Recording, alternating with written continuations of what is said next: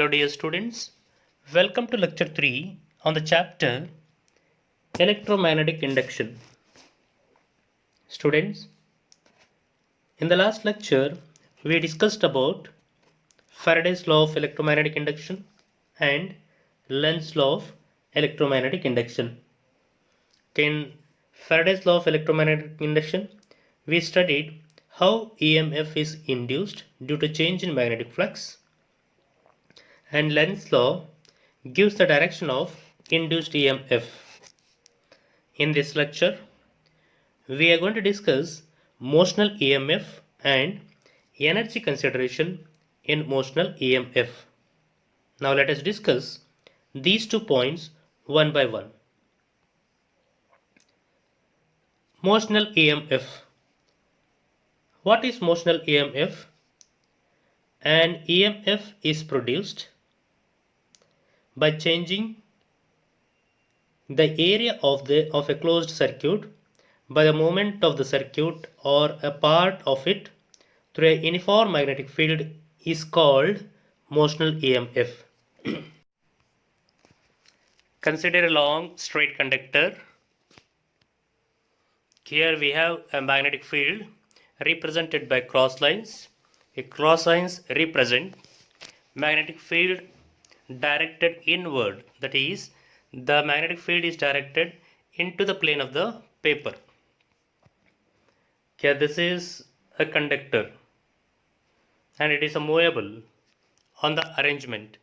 Let L be the length of the conductor and B is uniform magnetic field. And this conductor moves with velocity V perpendicular to the magnetic field. Okay, when this conductor is moving with velocity V perpendicular to the magnetic field, any arbitrary charge in the conductor also moves with the same velocity perpendicular to the magnetic field, and due to this the charge will experience a magnetic force and charge starts moving in a closed circuit, and due to this an EMF is induced across the ends of the conductor, and this EMF will produce a current, and that current is called induced current. See here, a conductor PQ is moved on the arrangement. Can you say this? There is change in the position of the conductor PQ. Now it is at P dash Q dash. That means how much it has moved? It has moved by a distance dx.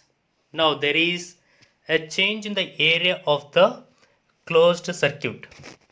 Hence, the area covered by the conductor is given by dA is equal to L into dx, where L is the length of the conductor and it is moved by a distance dx.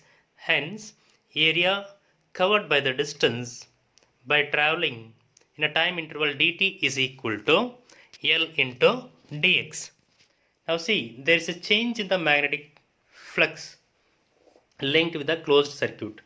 Initially the area was bigger when it was at P and Q.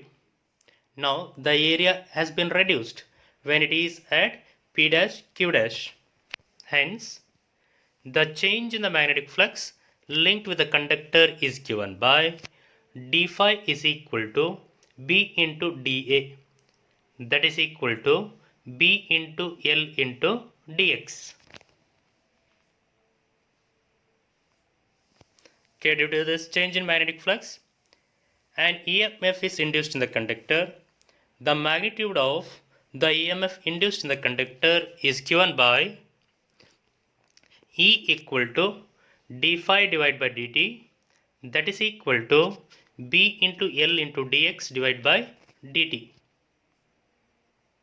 Since V equal to velocity of the conductor moving in the uniform magnetic field is equal to dx by dt.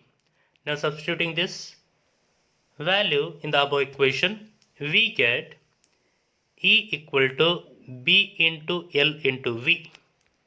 Okay, this is the expression for motional EMF.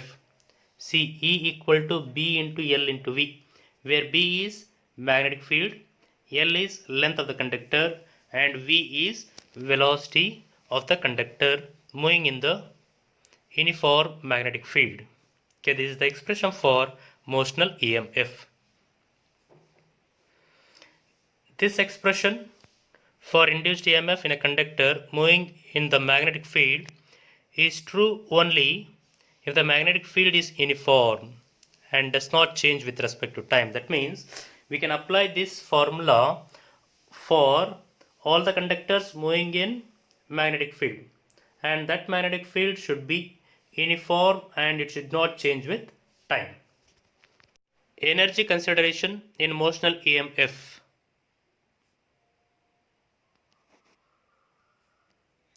Okay, here we have a diagram, and in the diagram cross lines represents magnetic field, and this field is perpendicular to the plane of the paper and it is inward. Now consider a conductor PQ of length L, and this conductor is moving in the magnetic field with velocity V perpendicular to the direction of magnetic field B. Then the motional EMF produced in the conductor is given by E equal to B into L into V.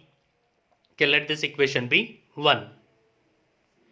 If R is the resistance of the conductor PQ and this conductor is connected to the external wire of negligible resistance, then the current through the conductor is, see, if EMF is produced and if the circuit is closed, then this EMF will produce a current, and that current is given by I equal to E divided by R. Now put the value of E, that is equal to B into L into V divided by R. Okay, let this equation be 2.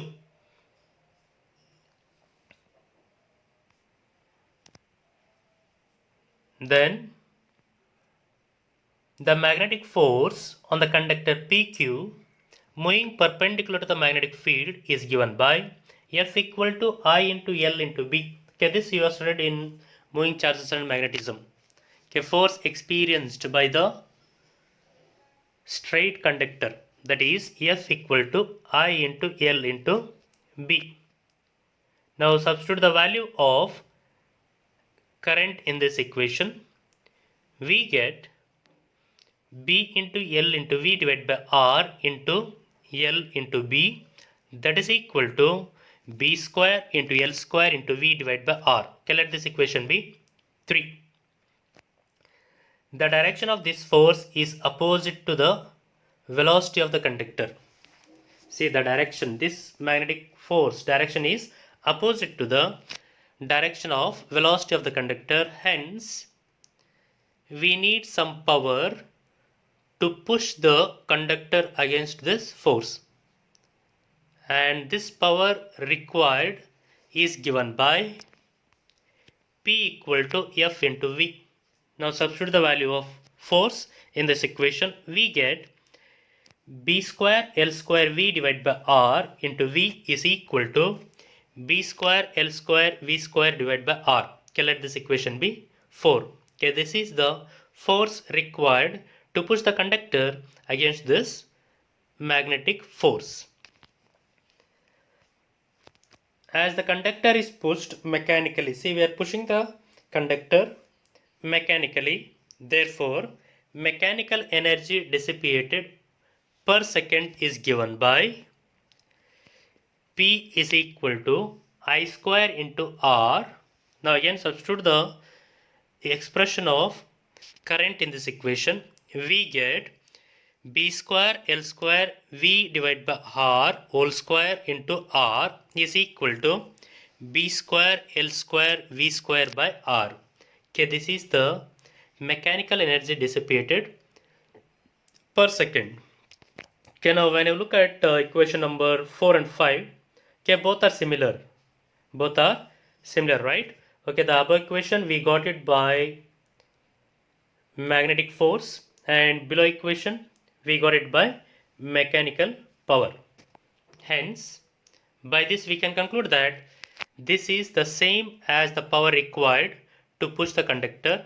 Hence, the mechanical energy required to move the conductor is converted into electrical energy first, and then it is converted into thermal energy. Is that clear? Okay, this is the energy consideration of conductor or in motional EMF. Here what is happening? First, mechanical energy is converted into electrical energy. How mechanical energy is converted into electrical energy? We are pushing the conductor, that means we are doing mechanical work.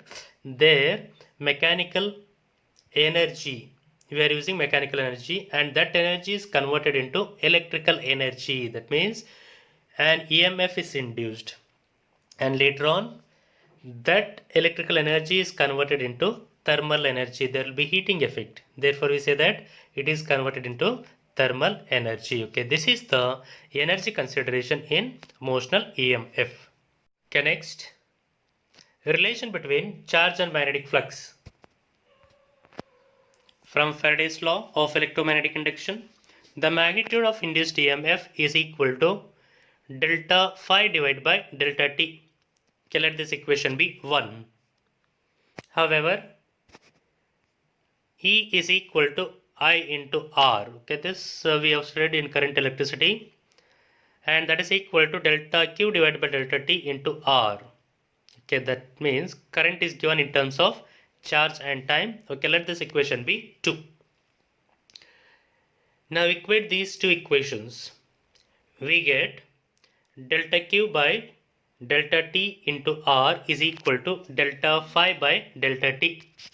Okay, delta T and delta T will get cancelled, and finally we can write this equation as delta Q is equal to delta phi divided by R. Okay, this is the relation between electric charge and magnetic flux. Thank you, students, and we'll be learning some more topics in the next lecture.